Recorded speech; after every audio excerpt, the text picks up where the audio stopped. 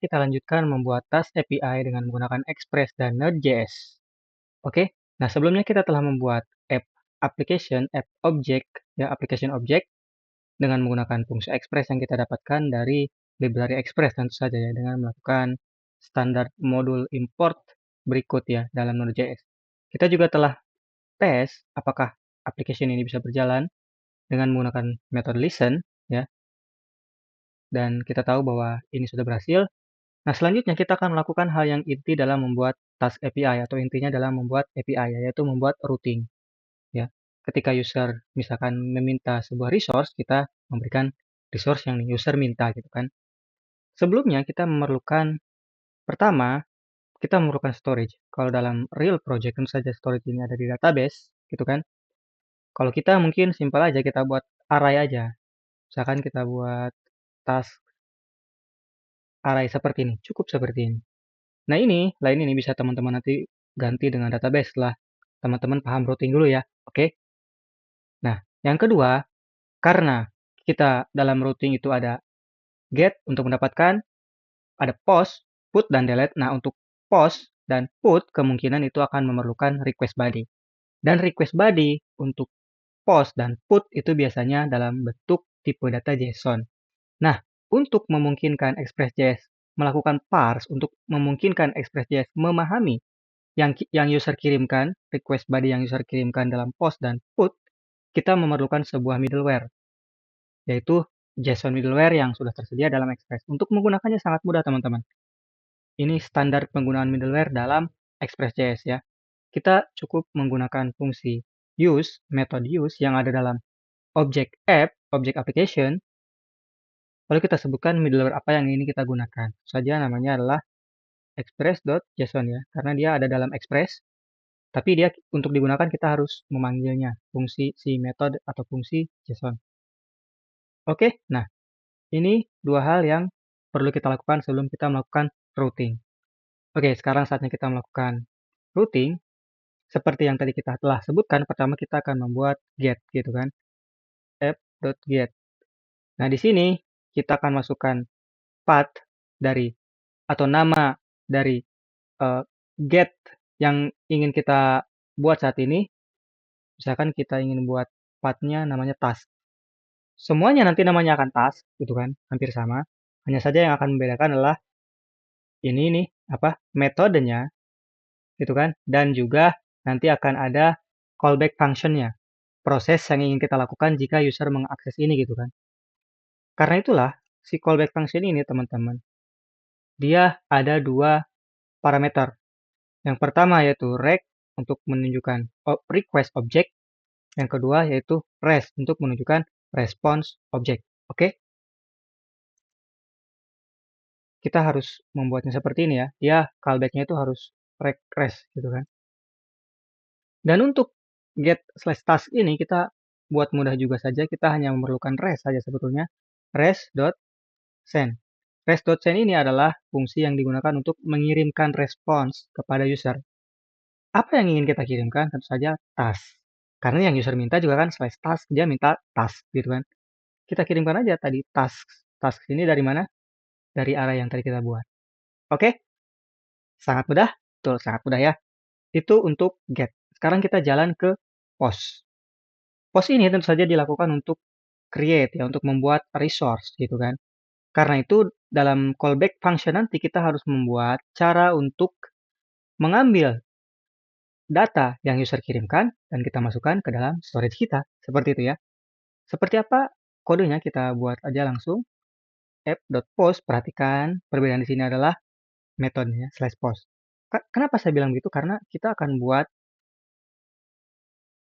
untuk namanya, untuk nama path-nya itu sama /task juga gitu kan. Yang membedakan adalah .post bukan .get. Nah, di sini seperti tadi kita telah sampaikan, kita harus membuat callback function dan kita tahu callback function untuk routing ini mengambil dua parameter yaitu request dan response. Itu kan memerlukan dua parameter. Nah, di sini bagaimana caranya kita mengambil data yang dikirimkan oleh user? Mudah, teman-teman. Data yang dikirimkan oleh user itu kan akan ada dari request body ya. akan dikirimkan user sebagai request body. Maka kita mengambilnya dari, kita buat variabel untuk menyimpannya dulu tentu saja, dengan kita kasih nama simpel aja, body gitu kan. Kita mengambilnya tentu saja dari request object, karena request object ini adalah berisi data-data yang user kirimkan. Oke? Dan di sini kita akan menggunakan metode. Ini metode-metode yang ada dalam request object banyak ya teman-teman. Dan kita akan mengambil property, bukan metode, maaf, body. Seperti itu. Oke? Nah, si body ini yang dikirimkan oleh user kita ingin masukkan ke dalam array kita, array task. Teman-teman tentu saja sudah mengenal bagaimana caranya untuk menambahkan elemen atau item ke dalam array ya. Mudah sekali, yaitu dengan menggunakan metode push. Betul? Kita ingin push body aja. Kita nggak melakukan operasi-operasi seperti validasi dan segala macam. Itu harus teman-teman lakukan ketika teman-teman nanti berhadapan dengan real project. Tapi ini kita ingin menjelaskan tentang routing aja gitu kan. Nah, di sini setelah kita berhasil memasukkan yang user inginkan gitu kan ke dalam task penyimpanan kita, kita harus memberikan kabar kepada user bahwa oke, udah berhasil gitu kan. Ini ada banyak cara, maksudnya ada banyak cara itu bukan banyak cara untuk mengirimkannya ya, maksudnya formatnya. Tapi kalau cara untuk mengirimkannya sama semuanya, res.send. Kita buat gampang aja, kita kirim kepada user sebuah objek yang berisi satu properti misalkan status, lalu kita kasih nama, kita kasih value, sukses gitu kan. Oke, sehingga user tahu bahwa setelah dia mengirimkan data-data tadi, dia tahu bahwa kita telah berhasil memasukkannya ke dalam penyimpanan. Selanjutnya kita lanjut ke put. Put ini teman-teman digunakan untuk mengubah ya, update. Karena itulah untuk mengupdate kita tentu saja harus tahu dulu item mana yang ingin diupdate oleh user gitu kan. Sedangkan di sini kita ini masih kosong gitu kan. Tapi kan ini gampang teman-teman. Gampang dalam artian begini. Dia array, jelas ID-nya atau jelas bahwa setiap item itu memiliki indeks ya, memiliki lokasi gitu. Sehingga di sini di dalam put kita bisa melakukan seperti berikut. App dot perhatikan put ya, bukan get, bukan post, put untuk update. Di dalam string parameter atau parameter di path-nya ini kita awalnya sama tasks gitu kan.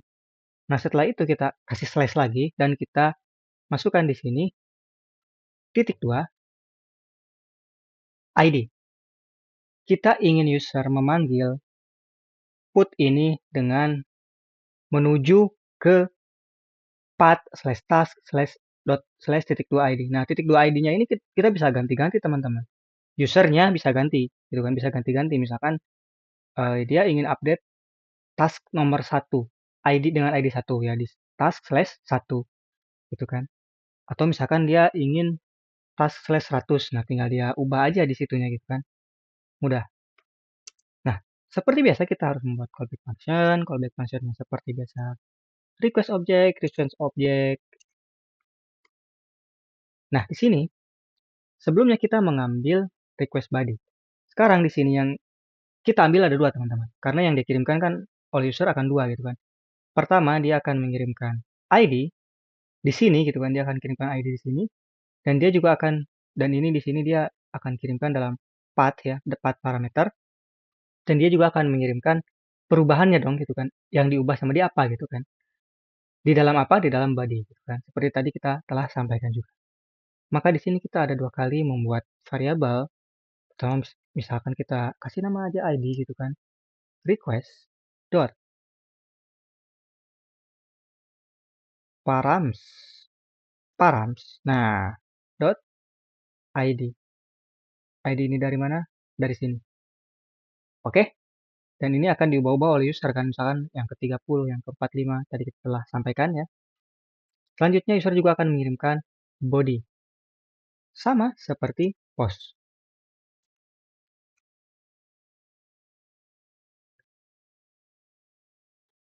Seperti ini. Nah sekarang, untuk mengubah item dalam array, kita menggunakan fungsi apa? Nah, yang paling mudah kita bisa menggunakan fungsi splice. Contohnya seperti berikut, task.splice, splice. Nah, di sini pertama kita isikan ID start number ya, di mana kita ingin melakukan update. Jumlah yang delete, kita tidak melakukan delete, kita melakukan update. Jadi kita isi 0. Lalu kita isi data update-nya, yaitu tentu saja body. Oke, sangat mudah. Nah, setelah itu kita tentu saja seperti tadi ingin memberitahu user bahwa kita telah berhasil melakukan update. Seperti tadi kita lakukan mudah saja. Kita kirimkan status sukses.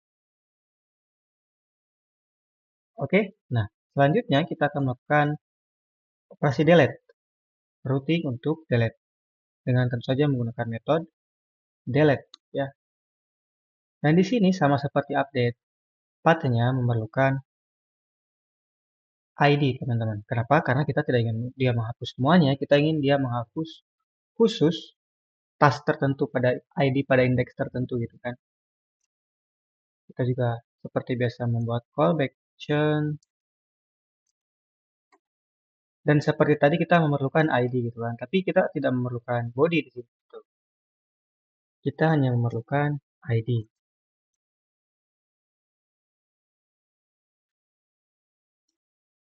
Nah, untuk menghapus task dari array task, kita bisa menggunakan fungsi yang sama dengan tadi, yaitu fungsi splice.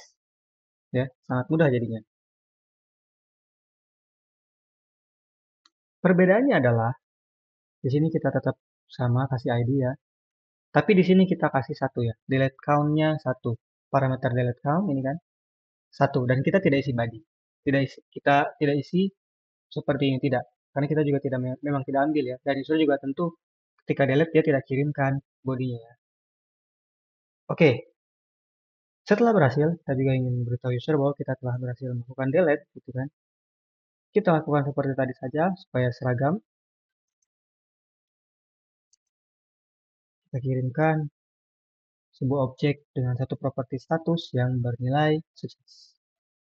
Oke, inilah kita ya membuat routing dari mulai get, post, put, hingga delete.